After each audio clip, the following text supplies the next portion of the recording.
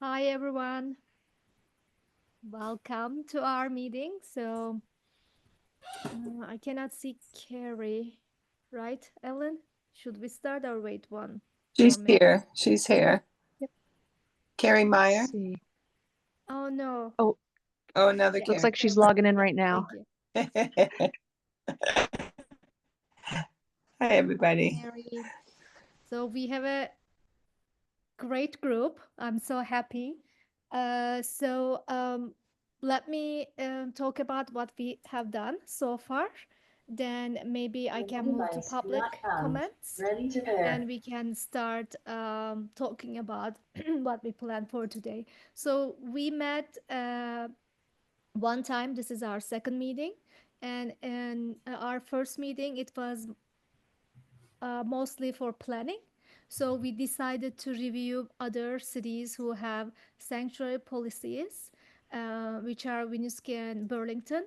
And we decided to compare and contrast them with Montpelier. And then maybe we can create some next steps, what to do about our policies.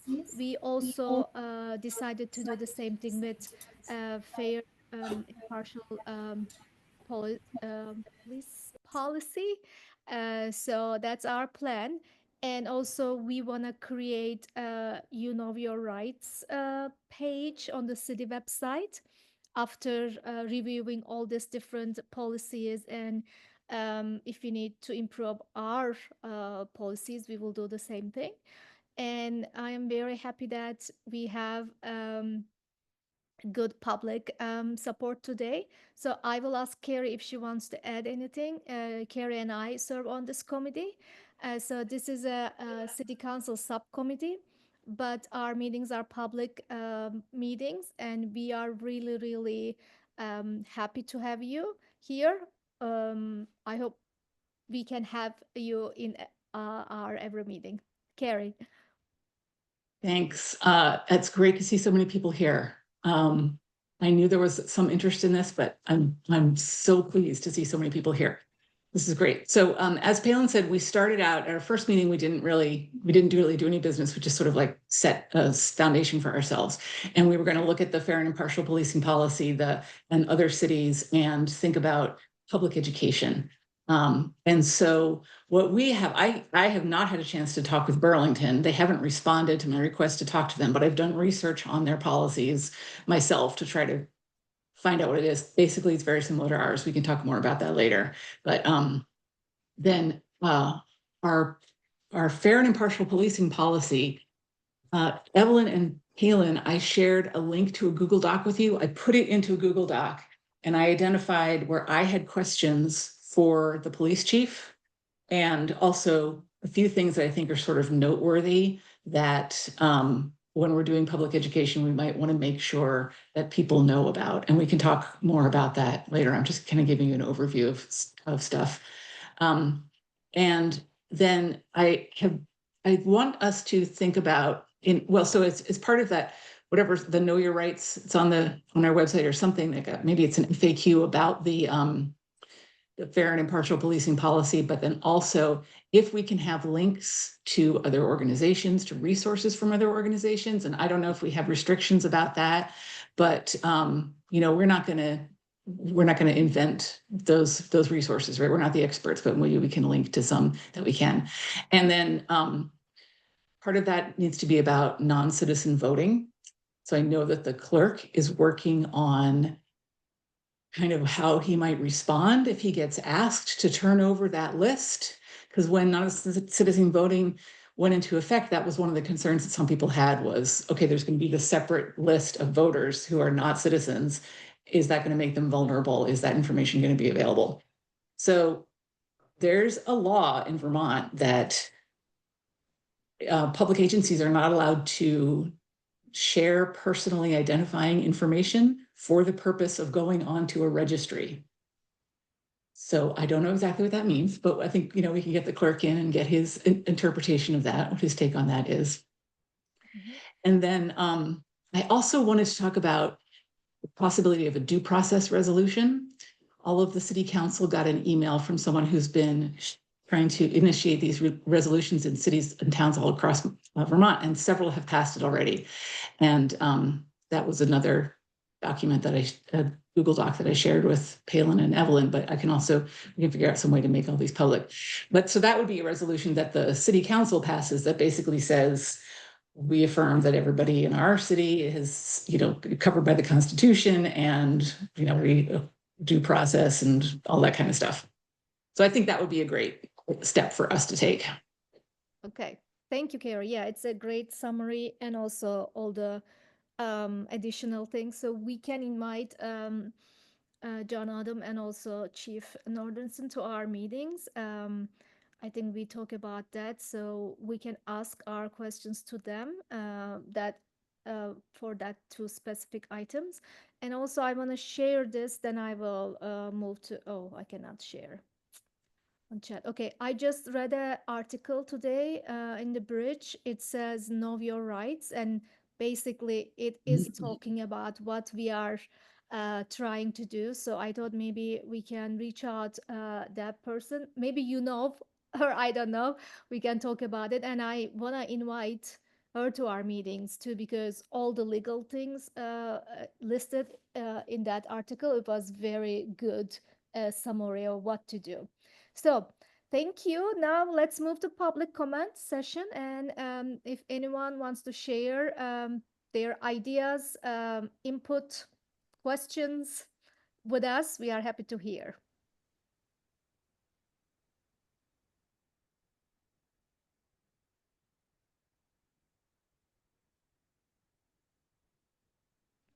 Yeah. Go ahead, Jane. Yeah, Jen and Deborah. Yeah. I guess I'm not sure if this is helpful or not, but I might as well get it off my chest. It would seem to me, we're talking about the Constitution and what legal rights are, but ICE doesn't seem to be constrained by the law. And I'm wondering if other cities or towns have any solutions for bumping into a sort of a Gestapo-like group that isn't following the law.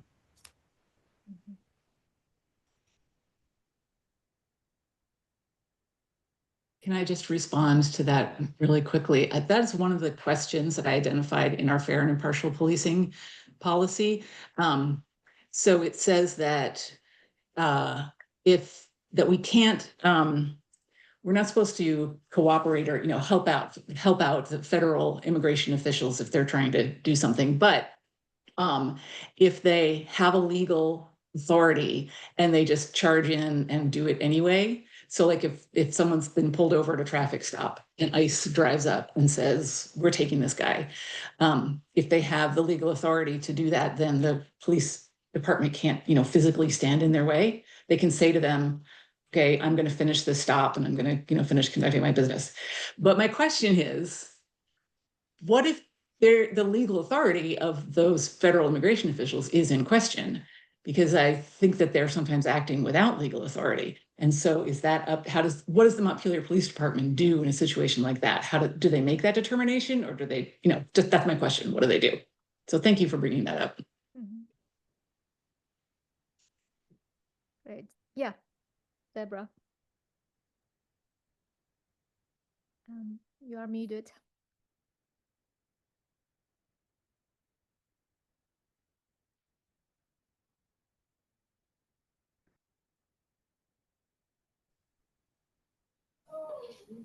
Sorry. No, it's okay. It still happens to me too. Well, I'm glad that question was brought up because I think there is a increased sense of urgency around this issue. For instance, Tom Homan, the Trump's border czar, just recently, the other day, I read in the article that in the Guardian that they plan to flood the zone with ICE agents in an all-out bid to overcome the lack of cooperation from the sanctuary cities and that the government has faced from the Democratic-run municipalities. So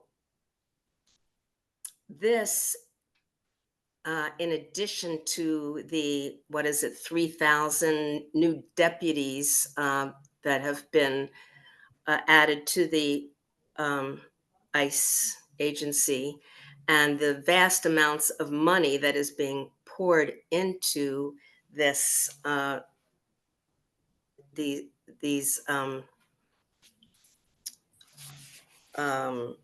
deportations, I think should really give us pause as to how we are going to go forward.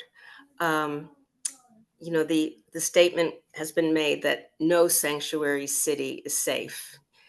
And even though we're small, we seem like we're small potatoes, we are the capital of Vermont, and we're definitely on the target list. So I'm really happy that you have gone ahead and looked at the other cities. And it would be, I thought from the beginning that it would be great to host a meeting and share information that way. And then you had suggested in your original description of the of this committee that there could be a community forum.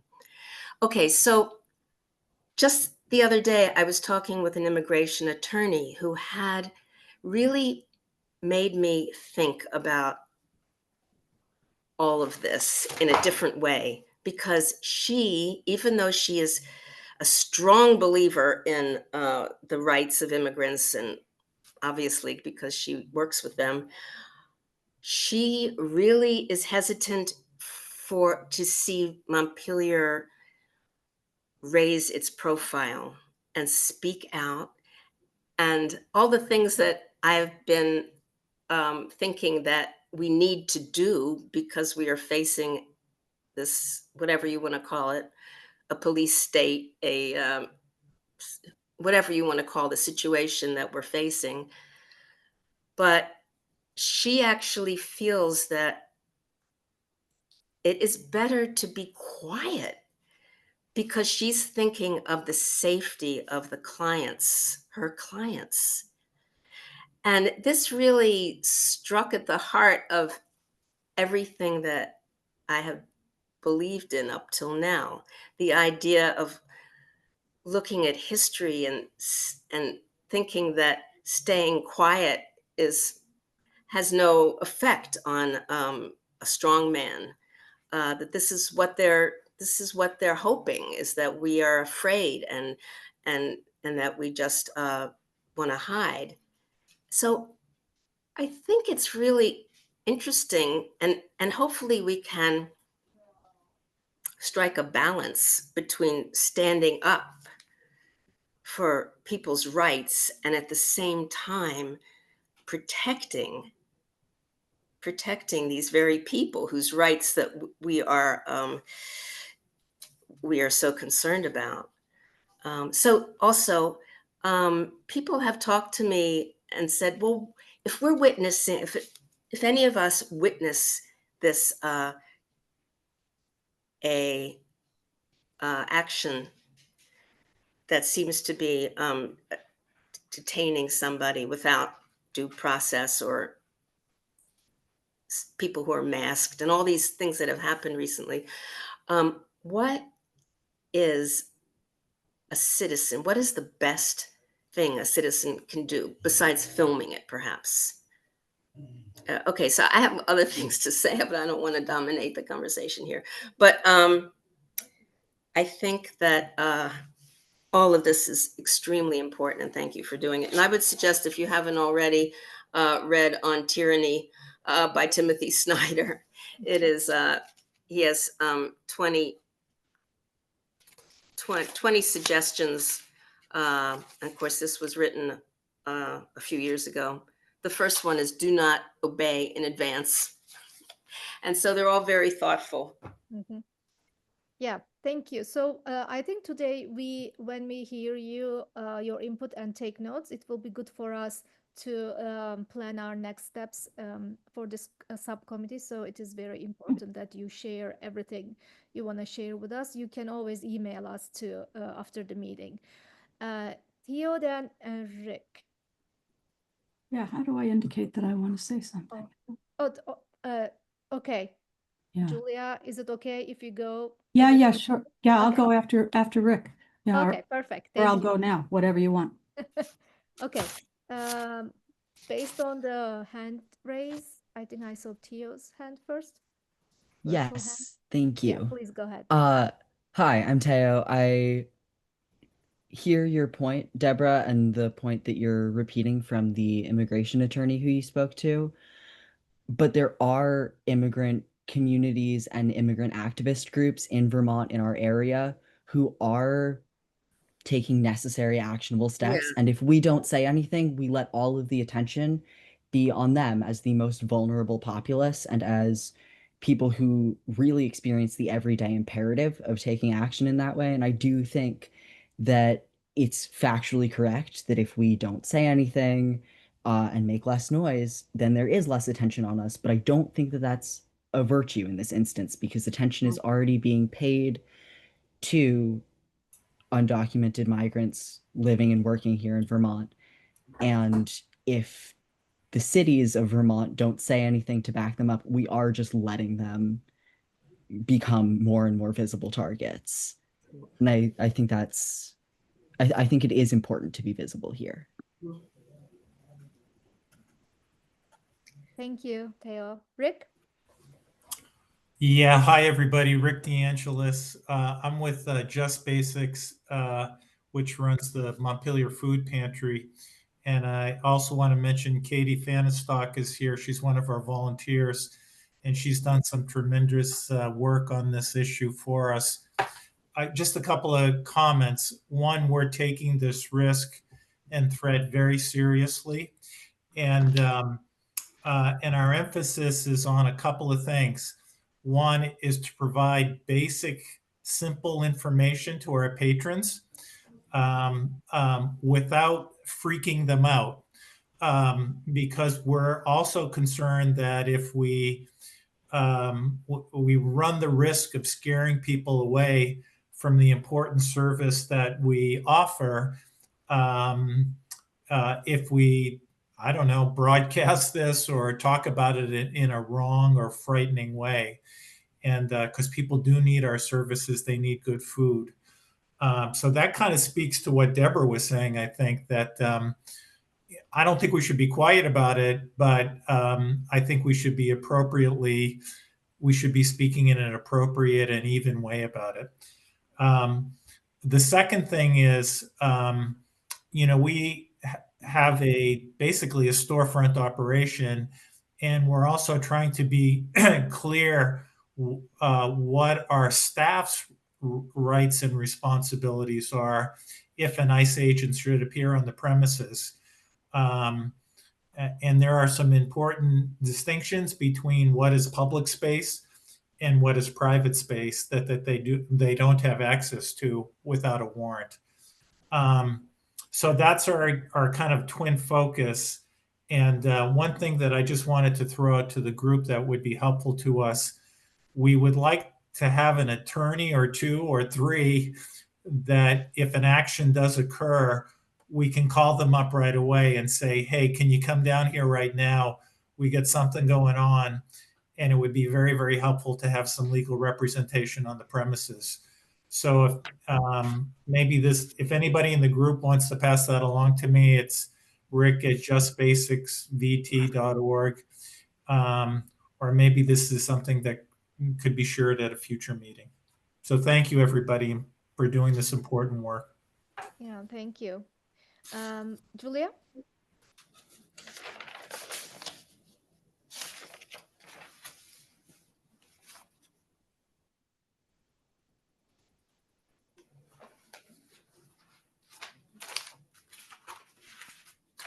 Julia, can you hear me?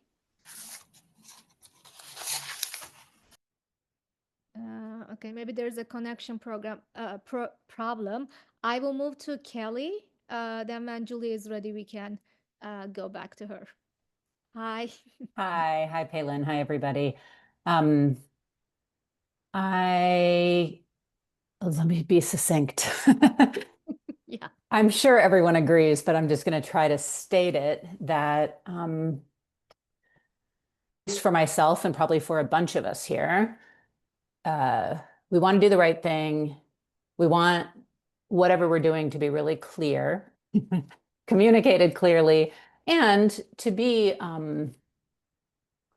to stand up for non-citizens in our area. I'm the president of the board of the Central Vermont Refugee Action Network. So we, like Rick was saying, we've been doing a lot on this, and we have, educated our volunteers and all of our new Vermonters on what to do in emergencies and what their rights are, all, the whole host of things. And we do have a lot of materials, and there's a lot of materials out there. And as someone who's willing to stand up and be like on the front lines myself, I'm very aware that I don't currently feel at high risk, but the people we work with are terrified. And so I guess I think it's so important that we all, with each thing that we decide to do, we think about not just signaling the right the right message, but also genuinely what makes people safer. And that's not entirely clear, so it's going to be hard work, but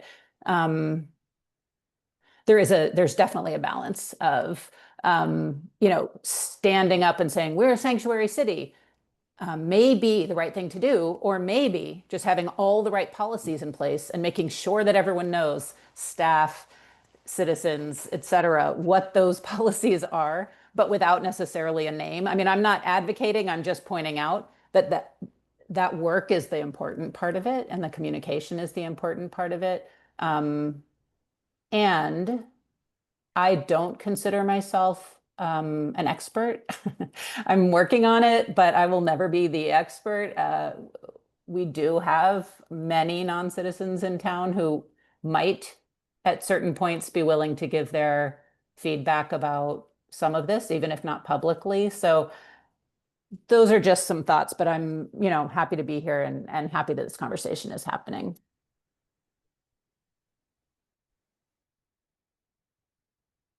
Yeah, it happened to me. Thank you. Before moving to Julia, I really appreciate your input about balancing things. And it was mentioned at the city council meeting when we vote for this subcommittee.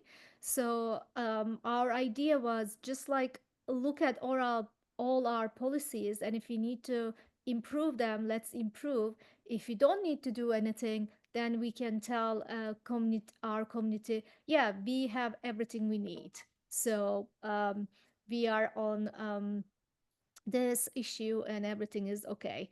But in order to do that, either of these things, we need to review our policies. That's why we started this subcommittee. And I just want to mention it is not only non-citizens are in danger now. If you read the Winooski superintendent, who is an Right. American citizen, was just detained, and I work for CCV and Winooski, and he is one of our most important partners, and it happened to him. So it might happen anyone. That's why it is important on a policy base to be ready. Not like, oh yeah, let's put our community in danger or our city. No, just be ready when something happens in our city. So yeah, thank you all the inputs. Julia. Hi, can you hear me? Yes. Good. Yeah, so I'm so grateful that there is this committee, and I know of many people who are very concerned about these issues that may be joining us in the future. I just thank you, Palin, for sending me the police fair and impartial policing practices. I'm very interested in that. And I'm very interested in being proactive because I feel like, as a number of people have said, things can come to our community, ICE can come to our community, and now is the time to be proactive and to really be thinking about what our response should be as a community that really respects and embraces diversity and respects and embraces immigrant families moving in. This summer, I watched a video. I'm sure many of you have seen many videos about ICE raids in various places. This one, I think, was in Worcester. Rick, you would probably know, Worcester, Massachusetts, I think it was, where it was a horrific scene where a mother was kind of torn away from her daughter and her grandbaby, and the neighbors all came out. Well, a lot of the neighbors came out to intervene and to try to question ICE and ask if her rights were being respected and so forth. And it was a very tragic scene. And what I learned about it was that that city has a policy. The police have a policy of not apprehending immigrants and not working with ICE if they come into the community. But there was a caveat, which was that if ICE is involved in an operation and they become under duress, which in this case their duress was the fact that neighbors were harassing them, you could say, asking questions, shouting out things, getting in their way. Then, according to their police policies, then the police department has an obligation to back up this federal agency and come to their assistance. So ICE called the local police and the city police, and they came and backed them up and pushed people, and they participated in this ICE raid. So I am concerned about that, and I'm concerned about learning more about exactly what are the police policies in regard to ICE coming into our community. Is it possible to change any of those policies if the city does not agree with them and does not think that they're consistent with our values as a city? Many of us, many people in our communities have been to the migrant justice rapid response trainings. And I went months ago, and Bear Pond Books was totally packed and overflowing with people who were getting trained. And they've been back to Montpelier, they've been back to Marshfield, they've been back to many communities. So many people have been trained. And Deborah, they talk very specifically about what people can do when they see a roadblock ahead on Route 89 or Route 91, what you can do to slow down. Anyway, so I would refer people to Migrant Justice. They're doing great work with preparing people. And I think there's more work that we can do about the rapid response community members who want to really act quickly if ICE comes into our community to protect our immigrant neighbors. But then things like, and there have been, apparently there have been many instances where a quick community response, and this doesn't mean a violent community response, but a quick and forceful community response to an ICE operation has sometimes caused ICE to leave. But then if they call in the local police, for example, and the local police come in and start assisting them, that can become, that's much less likely to happen. So anyway, again, I'm very grateful that we're meeting, and there's a lot of different issues, and different people can bring different information, but I'd like to see if we can work on our readiness to be ready if this happens in our community. Thank you. Yeah, thank you, Julia. And as far as I hear, I will come to you, Mary. Maybe we can start with our fair, impartial policy first, and I can reach out to Chief Nonderson and invite him to our next meeting. And then thank you, Evelyn. She shared a link to our policy. Maybe everybody can just like review it, and we can just pile up our questions, and we can ask him what he thinks and learn answers for our questions. Then we can move forward within the following meeting if we need to, if we think that we need to improve anything. So I think it will be a good plan. Carrie, what do you think? I think that'd be great if people can, if we could have Chief Nordenson come to our next meeting and have questions prepared for him in advance, that would be ideal.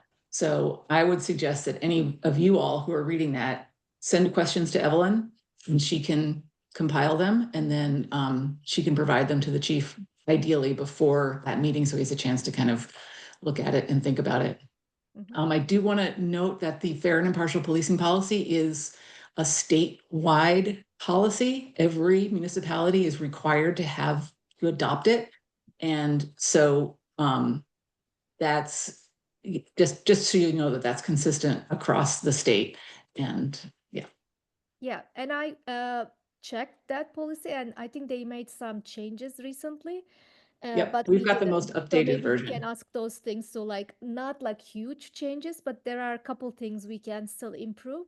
But of course, it is important to learn Chief's perspective on those things too. Yeah, sorry, Mary. Oh, no, that's fine. I'll make it brief. I think Julia both asked and answered my question. It was about training and when the next ones will occur. We moved here from Tennessee in July of last year, and there are regularly huge protests going on there. And one of the most important things was putting white bodies in front of black bodies or brown bodies to keep the police away, to keep ICE away. It can be effective in large enough numbers. And that's not something we can implement as a city policy, but perhaps the rapid response trainings could help with that.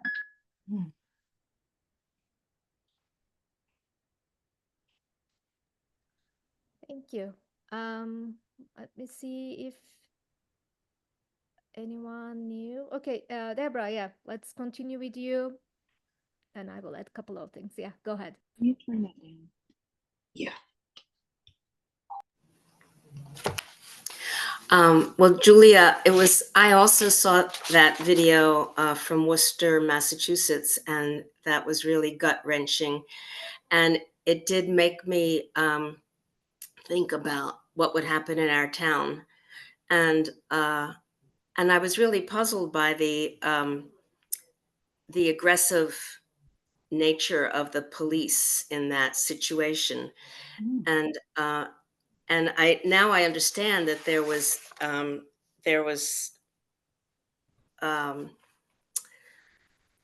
this phrase that allowed the police to be aggressive if they felt that they were being targeted or ICE was being targeted. So I think that would be important. Another thing is I did a little research about sanctuary city, our sanctuary city policy, which originally was passed in 2016. And then in 2017, it was amended. And the digger at the time said that it was our stance was softened in response to threats from the federal government. And I wonder if anybody else has dived into that at all. I know that Jay Diaz, who was the ACLU lawyer at the time, offered a dissenting view about changing it and softening the stance. And he felt that if Montpelier actually connected up with other sanctuary city policies and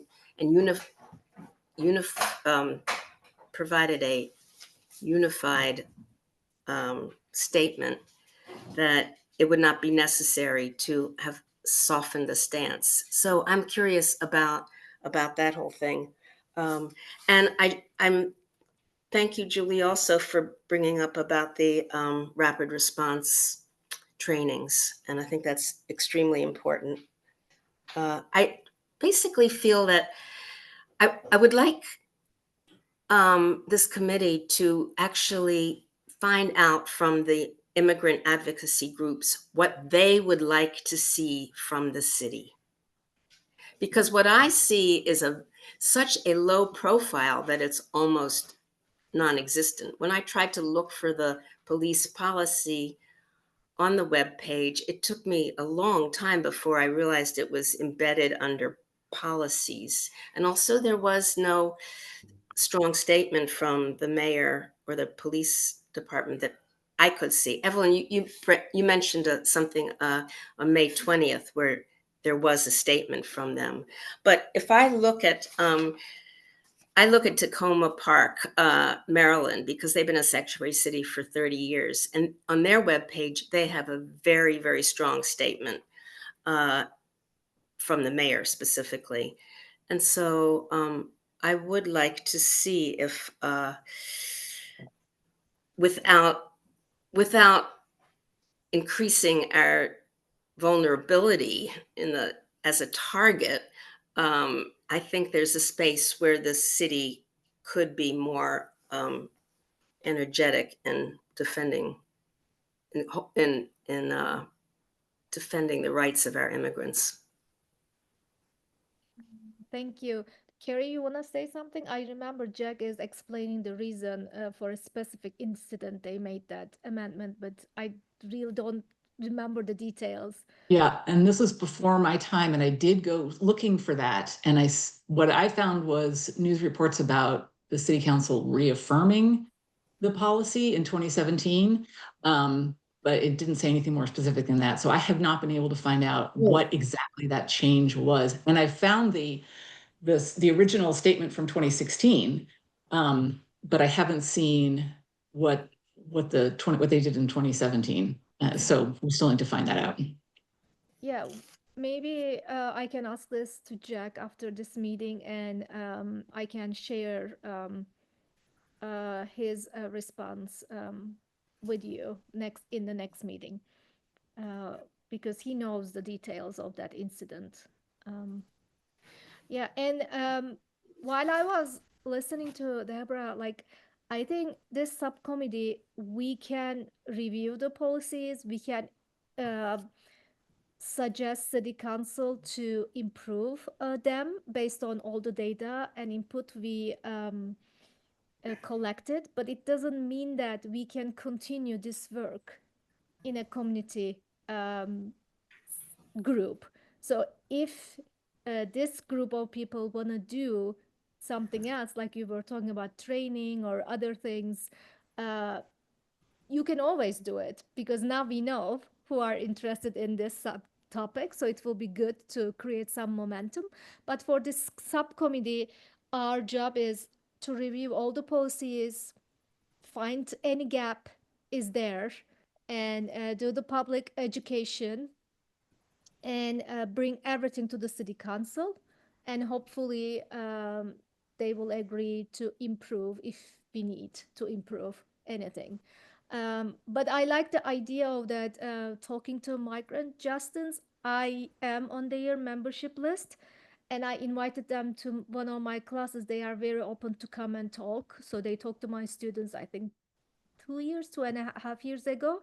So I can reach out to them and ask if they want to come to our meeting in the future ones and explain what kind of strategies they are sharing or they can just share their resources with us. Again, like these meetings, like maybe 2 or 3 first ones will be more like collecting data, asking our questions. Then we can get going and work on the changes we want to see or improvements. Yeah, Martina? Hey, thank you. Yeah, I'm actually asking a question for Carrie, Kari, who was here, but she just had to sign off and didn't get a chance. She had a struggle raising her hand, her virtual hand. But she was curious in the fair policing policy in section 10. She was wondering about the 2 articles that were mentioned here, because if she would have access to those, it would help her to understand the policy better, and maybe she would be able to help in rewarding it if we had the ability to see those articles. Does that make sense? Could we get access to that? I am not sure exactly what you mean. So you mean in our fair and impartial policing policy? Yeah, under section 10. I don't have a section 10 in the one I'm looking at, so that's why I'm a little confused. Just It only X, gives it the section Roman number 9. X. Yeah, I mean, It's section 10 is federal civil immigration law stops detention, arrests, and administrative warrants detainers. okay. Right above the border crossing. Due process. Yep. I'm sorry. Oh, the due process resolution, is that what you're looking at? Mhm. Yep. Oh, okay. All right. Let me find that. Sorry, So this was something that somebody sent to us as an example of something we might use. And so which one are you talking about? She's talking about section X10, the federal civil immigration law stops detention, arrest, and administration. But she was wondering about the 2 articles that you had mentioned, or that were mentioned during this meeting, because if she would like to get access to them to think about rewarding that potentially. So are we talking about the bridge article I still don't know what mentioned? we're talking about. All right, let me ask her.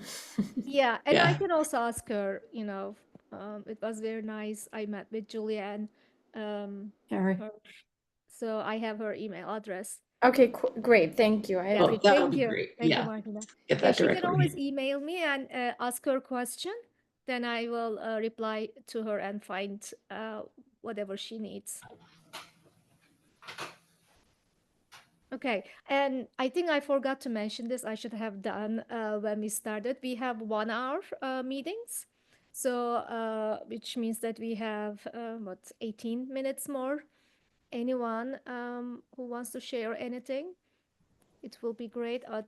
If not, I will close the public comment section.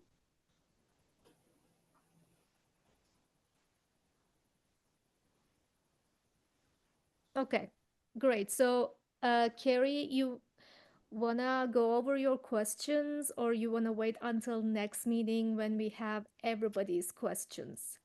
Yeah, I think I want to wait until next meeting. I'm happy to share the questions that I had already. If anybody wants to see them, just email me and I can share that with you. But I think it makes more sense to have all the questions for Chief Mortensen at once. And then, it'll be easier for him.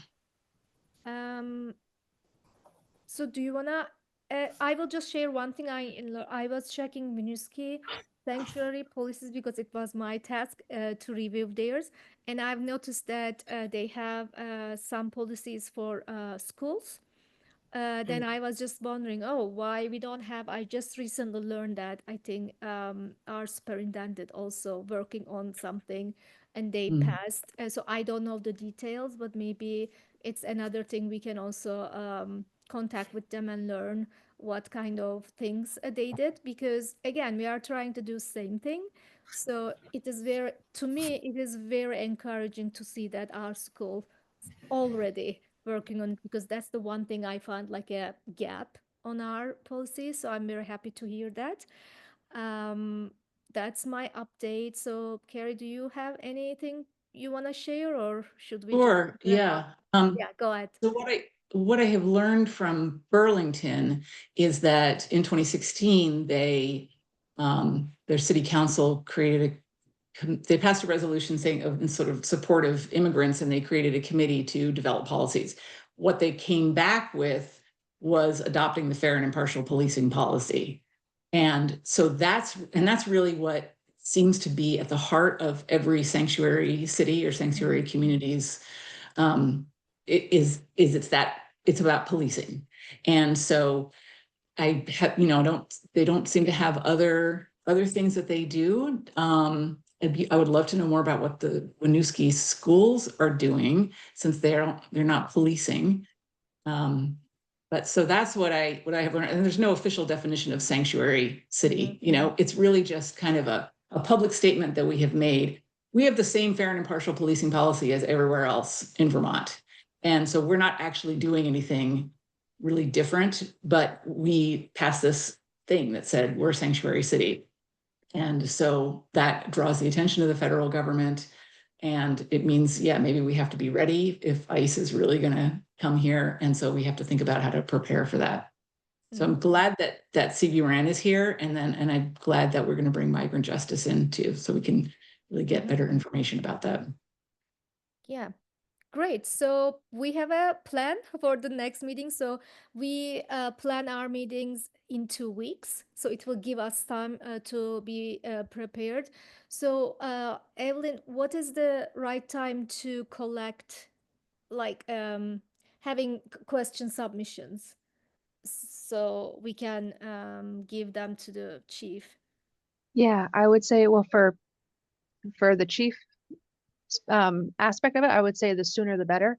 Okay. But for public meeting notice, as long as if we want to include them in the packet with the agenda materials, I would need it at least 48 hours before before the time of the meeting. So let me check what will be our meeting then. And it will be August 8th. Is that right? Same time? Okay. So we will meet next time on Friday, August 8th at 2:30 p.m. And please share your questions directly, Evelyn. If not, you can always share with me and Carrie. And I think it's a good idea to put them on an agenda package so everybody can see it, even if they cannot attend the meeting.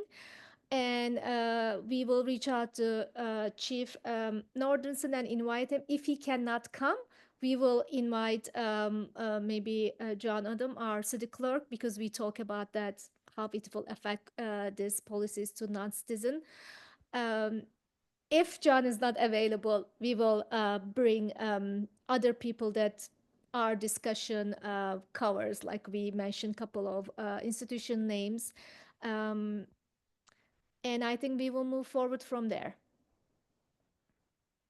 Yeah.